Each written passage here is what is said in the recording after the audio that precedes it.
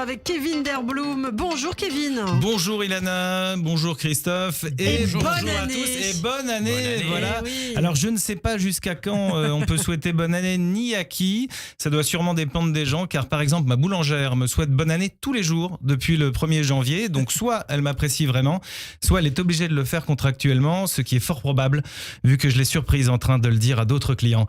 Quoi qu'il en soit, j'espère que vous allez bien. Ça va très bien, merci. Eh bien, c'est formidable. Moi, ça va plutôt très bien, ce qui n'est pas habituel et pas évident pour moi, car normalement, pour écrire mes chroniques, je puise dans les histoires de mes petits tracas quotidiens et mon légendaire mauvais œil. Mais à ma grande déception, là, rien.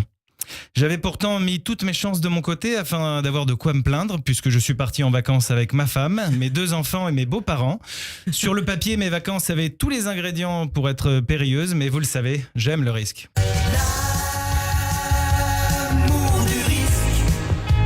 Oui, l'amour du risque, pas tant que ça, car figurez-vous que j'apprécie énormément mes beaux-parents et eux aussi. En tout cas, suffisamment pour qu'on passe une semaine ensemble. C'est terrible, hein, je n'ai aucune raison de me plaindre. Je suis reposé, j'ai passé de très bonnes vacances. Du coup, j'ai pas grand-chose à raconter pour me plaindre de mes vacances. Bon, c'est plutôt une bonne chose, Kevin. Où est le problème ? Vous deviez sûrement vous attendre à ce que je vous dise que c'était pénible, que mes enfants ont passé leur temps à se chamailler, se hurler dessus. Eh bien non, rien. J'ai peur que vous soyez déçus, quoi. C'est gentil. Oui, mais mes enfants ont été adorables. Le seul moment où on a dû leur dire de se calmer, c'est parce qu'il était un peu tard le soir et qu'ils n'arrêtaient pas de rire. Et oui, il était clairement stipulé dans le descriptif de l'annonce du logement qu'on louait qu'on ne devait pas faire de bruit le soir et il était tout de même 21h30. On n'est pas tous pareils, hein. Moi, quand j'étais petit, je me disputais tout le temps avec mon frère et ma sœur, vacances ou pas vacances. Il n'y avait pas de jour de repos pour les disputes et les chamailleries. Mes enfants, ils ont marché sans râler, fini et même aimé tous leurs plats. Je vous promets qu'ils n'étaient pas sous tranquillisant, hein. Si ça se trouve, ils ont même fait exprès d'être adorables pour qu'on ne puisse pas les engueuler. Malin, les enfants, hein. Ma fille, pourtant, hein, elle avait du potentiel pour ce qui était de se plaindre quand elle était petite. Elle se plaignait d'une manière assez particulière, un peu comme si elle déclamait un texte de Shakespeare. Papa, ça va pas. Mais ça, c'est du passé, hein. Maintenant, c'est une pré-ado modèle. Elle dévore les livres et regarde des documentaires tout le temps. Du coup, avec elle, pas besoin de guide, je vous jure.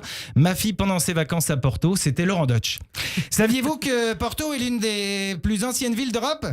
Son histoire remonte à l'époque romaine, où elle était connue sous le nom de Portus Calais, le nom qui a donné naissance au Portugal. Toi, tu dis, tiens, une mouette. Elle te rétorque direct, non, c'est un goéland. Les mouettes sont bien plus petites que les goélands. Savez-vous que la taille des mouettes est d'environ 30 cm, tandis que celle des goélands avoisine en moyenne les 70 cm. Ah là là, une vraie tête, ma fille, hein. Mais je lui mets pas la pression, elle a le choix, plus tard elle fera ce qu'elle voudra, elle choisira, elle sera médecin ou avocate.